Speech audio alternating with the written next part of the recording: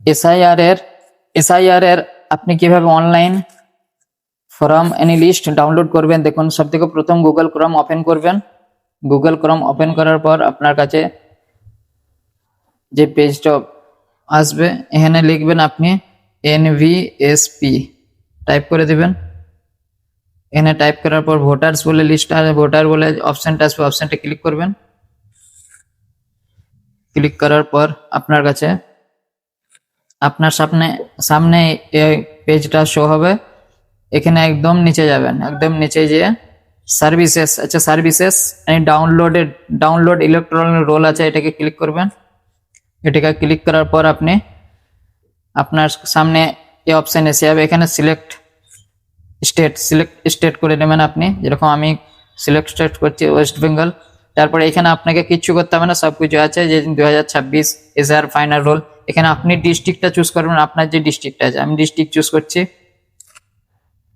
District choose করলাম। তারপর select assembly select করতে হবে। অ্যাসেম্বলি আপনার যে অ্যাসেম্বলি আছে, আমি অ্যাসেম্বলি সিলেক্ট করলাম। তারপর এখানে আপনাকে আপনার লিস্ট এখানে চলে আসবে।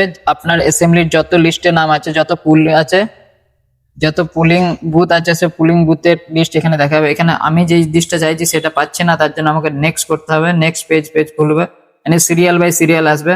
আমার অনেক নাম্বার আছে, ওই জন্য ডাইরেক্ট লং টাইমের সিরিয়াল করে দিলাম। এখানে নাই, তাহলে ব্যাক করে নিতে হবে। আমার নাম্বার এখানেতেও নাই,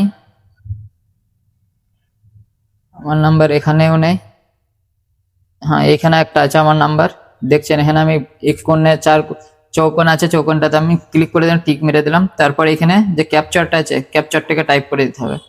ক্যাপচারটাকে আপনি টাইপ করে দেবেন। তারপর যেটা প্রসেস হবে, তারপর আগে ওটা প্রসেস। ক্যাপচার আমি টাইপিং করে দিলাম। এরপর ডাউনলোড সিলেক্টেড পিডিএফ, এটা ডাউনলোড করে দেবেন আপনার। দেখুন ডাউনলোড হয়ে গেল। এরপর ওপেন করছি।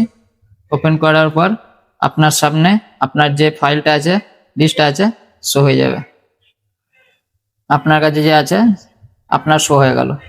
এখানে আপনি সব দেখতে পারবেন। এটাকে পিডিএফ রূপেতে নিতেও পারবেন, পিডিএফ বানিয়ে আপনি রাখতেও পারবেন, কোনো কাউকে মানুষকে শেয়ার করতে পারবেন।